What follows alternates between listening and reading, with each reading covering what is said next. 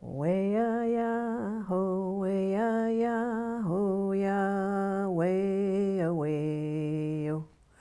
Way ya ya ho, way ya ya ho ya, way yo.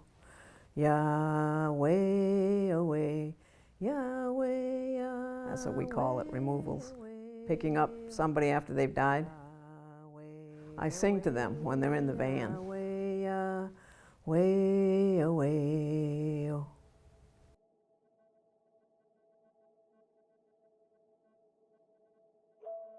Andrew Holchek has a quote where he says, death is un-American.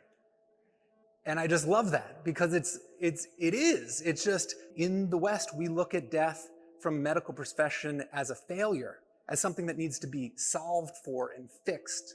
And like, somehow just this doesn't jive with our American sensibilities. This is something that can be defeated or overcome. So we have a big social problem, fundamental, right from the beginning, about our reaction to anything painful. There really isn't anything radically wrong with being sick or with dying. Who said you're supposed to survive? We take our children to wedding parties, to birthday parties, but we hardly ever think of taking them to a burning ghat, to a crematorium, to a burial ground, because we just want them to believe that death simply doesn't exist.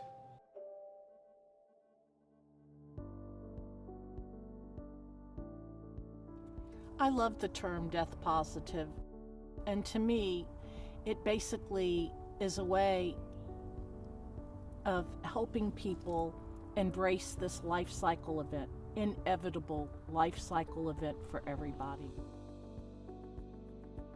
When I started making memorials is when I learned that there is a whole community of people who identify as death positive, and I didn't really know what that meant. I feel accepting of death, or I'm learning to be accepting of death. Our topic today is one that many people find difficult to discuss. There's widespread reluctance to talk about death and dying. Navigating death and the logistics after a loved one dies, it's a sensitive and difficult conversation that so many of us will have to have. It's also the job of an end-of-life doula. Just as a birth doula helps bring new life into the world, a death doula helps patients and families as they prepare for the end. Death positive had enough of a shock factor that it really caught a lot of eyes, and it made people pause and ask, what is that? What are you talking about? And it's almost juxtaposed when you think about death and then positivity, and how does that make sense? So it really implores more questions. Well, I think the first step is awareness, which is occurring now. We're in this stage of great societal awareness. People are more open to the conversation. People are talking about death. People are curious. And I think that's the really first important element, is to be curious.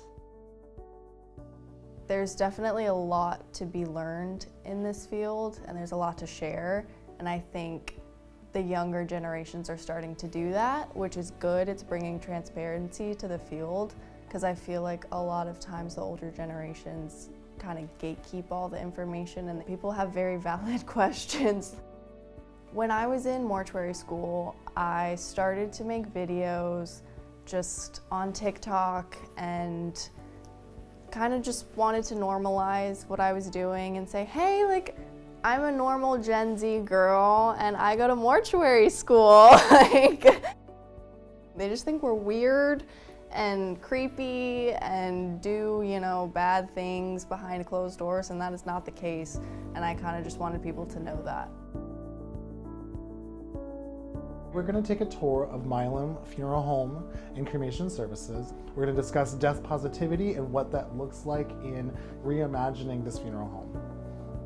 This is our visitation room. The first thing I have to say about this room is there's no windows and it's so incredibly dark in here.